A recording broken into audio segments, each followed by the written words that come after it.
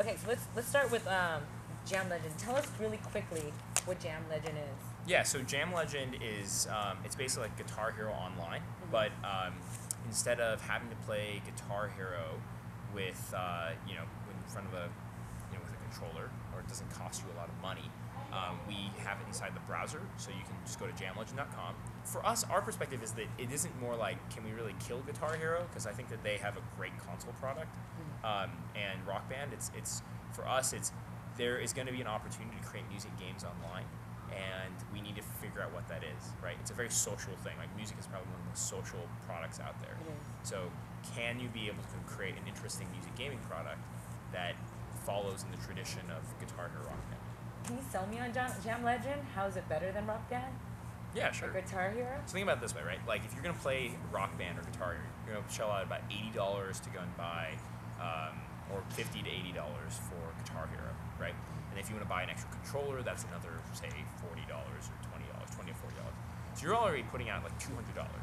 Our site is free.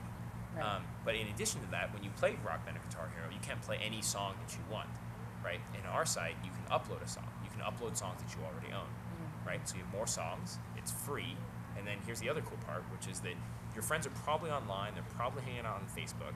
You can be able to go and challenge your friends on Facebook, and you can play with them online. How many companies have you founded? I guess we have two, but it's the same team. So I mean, yeah. So the first one was Fantasy Congress, which we made back in college, and then it's this one, Jam Legend, I would say.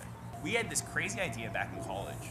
Can we make a site that's like fantasy football, right? Where instead of drafting football players, you draft members of Congress, and then you can trade them. You could like trade Barack Obama. You could bench Hillary Clinton.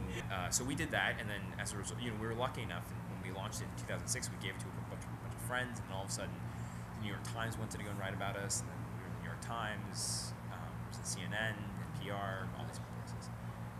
So where is it now? So it's actually off because when we built it, it was very unstable code. And then what happened was, while we were in DC, we were going to continue to work on it, but we had the opportunity if someone wanted to go and fund us and work on another project, and that's where Jam Legend came from.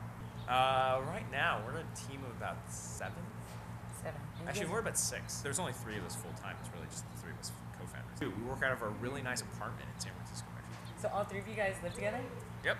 So can you tell us about how you got started? The 3 of us were working on Fantasy Congress and a couple other political projects at the time, and then we were thinking of different ideas to go and work on, and then Urchin came back from a shower, and he says, like, this is the most amazing thing that we should do. Let's make... A shower? Like taking a shower? Yes. Okay. And he thought of making Guitar Hero Online. Okay. Okay, so hobbies and interests? Right now, I'm training for a half marathon. I'll be running it in 2 weeks. So I ran 9 miles before I came here, like reading quite a bit. What's your favorite book? There's too many to count. But the most recent one that I read that was pretty cool was Atlas Shrugged. Okay, And another one after that was like Super Freakonomics. That was a pretty good book. I'm a big fan of the book Born to Run as well. I'm trying to get through the IMDb Top 250. So in general, I'm a list person. So I'm one of those people who I have a bucket list, and inside the bucket list are other lists. So it's like, before I die, I want to be able to watch like the AFI Top 100 movies. Or before I die, I want to be able to climb these 3 mountains. Or, I need to run a marathon.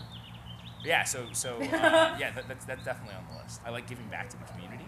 So, I do really simple things like giving blood, but at the same time, I'm a really big fan of donating time and money to just organizations that help benefit the underserved. I'd like to think that at some point that I've been able to save a couple lives. I can just I can tell people, it's like, hi, my name's Andrew. I've saved about 5 people's lives. Okay, quality most remembered for. When people meet you and they walk away, what do they think of Andrew Lee? They probably think of things that we just can't say on camera, but it depends, right? If it's in a business setting, they're probably like, man, that guy is a really talkative Asian guy. If it's in a more personal setting, they're like, man, he's like way too into really, really big concepts, and he talks about that stuff way too much. Like, why doesn't he talk more about Jersey Shore? Right. When you start a startup, your personal life definitely goes away, right? But that's one of those things where it's for example, people will tell you that that starting a relationship is very much like starting a startup at the very beginning, right? Very high touch. Like there are things that you don't understand about the market. You don't understand like about how you should be doing what you should be doing. That takes a lot of your time. Both those things are very similar to each other, and as a result of that, you should think of your personal life and your business life completely. Like your personal life will be dominated by your startup life, which is fine. That's the game that you kind of got into. It's the same thing when you're dating somebody. It's like that's the game that you got into, right? Like all of the problems and the roller coasters that you have to deal with that. Okay, if you can give one advice to future entrepreneurs. So the biggest piece of advice is just always produce something of value, and that's like the ultimate thing. And value should not be something that's personal. It should be something that is measured by the market. You can't think that you're so right, because the thing that's more right than you is the market. Right. And I think that's the most important thing.